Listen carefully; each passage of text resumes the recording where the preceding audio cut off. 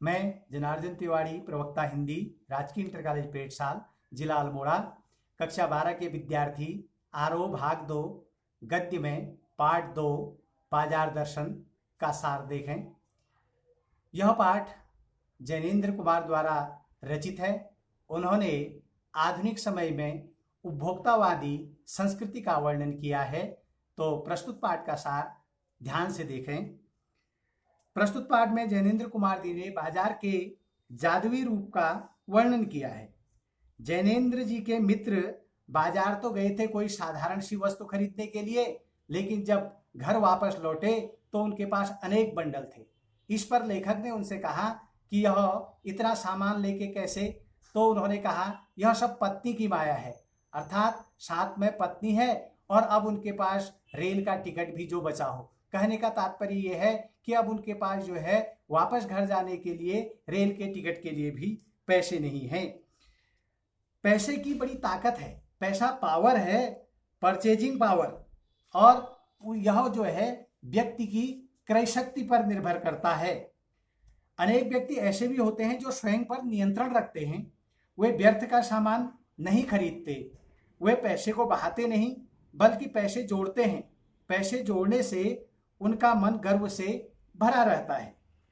मित्र ने जैनेन्द्र जी को बताया कि यदि धन और होता तो और अधिक सामान लाता।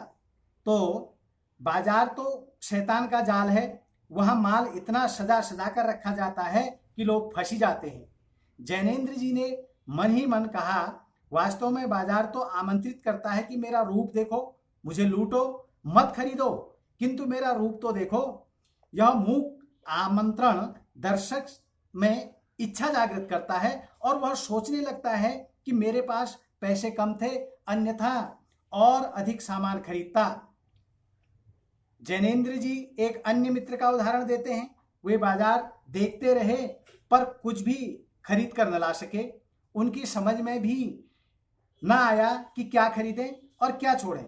बाजार में सब कुछ लेने का मन करता है, वे कुछ भी न छोड़ना चाहते थे, इसलिए कुछ भी न ले सके। मित्र के इस प्रकार के कथन से जैनेन्द्र जी ने निष्कर्ष निकाला कि यदि आपको अपनी जरूरत का ज्ञान नहीं है तो सभी वस्तुएं खरीदते योग्य हैं। ऐसी स्थिति में सभी की इच्छा उत्पन्न होगी जो उचित नहीं है। जैनेन्द्र जी विचार करते हैं कि बाजार में रूप का जादू है जो व्यक्ति को अपनी ओर आकर्षित करता है। यह जादू आंखों की राह हृदय में समा जाता है। इस जादू की अपनी एक मर्यादा है। जब जेब भरी हो और मन खाली हो, ऐसे हालात में यह जादू खूब चलता है। यदि मन खाली है तो बाजार की वस्तुओं का नियंत्रण उस तक पहुंच जाएगा। मन सभी वस्तुओं को खरीदने का करता है। जादू उतरते ही लगने लगता है कि अधिक वस्तुएं आराम में के स्थान पर उसमें विघ्न डालती है। इस जादू से बचने का उपाय है कि बाजार खाली मन मत जाओ।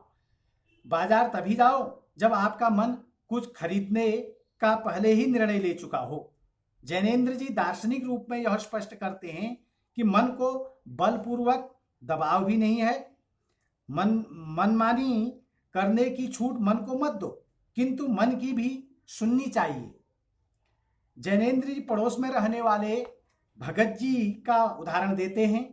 भगत जी चूरन बेचने का काम करते हैं। वे इस काम में प्रतिदिन 6 आने से अधिक नहीं कमाते। उनका चूरन अत्यधिक प्रसिद्ध है, उन्हें भी सब लोग जानते हैं। वे चूरन न तो व्यापारियों को बेचते हैं और न ही अग्रिम आदेश लेते हैं।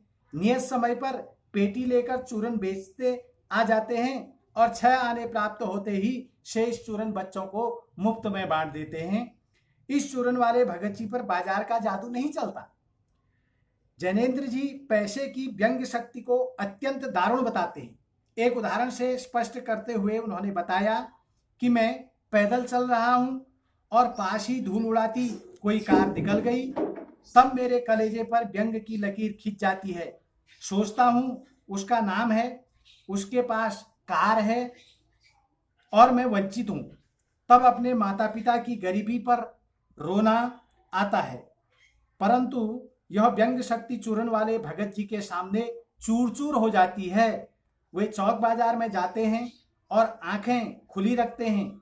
वे किसी फैंसी स्टोर पर नहीं रुकते, सीधे पंसारी की दुकान में पहुंचकर 2-4 काम की चीजें लेते हैं और लौट जाते हैं। उनके लिए चौक बाजार की सत्ता तभी तक है जब तक वहां काला नमक और जीरा मिलता है। शेष चांदनी चौक का आमंत्रण उनके लिए व्यर्थ हो जाता है। अंत में लेखक इस निष्कर्ष पर पहुंचते हैं कि बाजार की सार्थकता को वही जानता है जो पहचानता है कि वह क्या चाहता है, उसने क्या खरीदना है। जो लोग अपनी क्रय शक्ति के गर्व में रहते हैं वे व्यंग की शक्ति बाजार को प्रदान करते हैं। ऐसे लोग बाजार में कपट बढ़ाते हैं जिससे सद्भाव घटता है। ऐसा बाजार मानवता के लिए विडंबना है। वह अर्थशास्त्र सरासर औंधा है, वह मायावी शास्त्र है, वह अर्थशास्त्र अनीति शास्त्र है।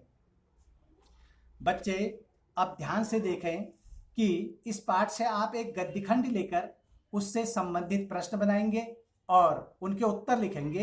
एक उदाहरण मैं आपके सामने प्रस्तुत करता हूं, आप उसको अपनी पुस्तक में देखें।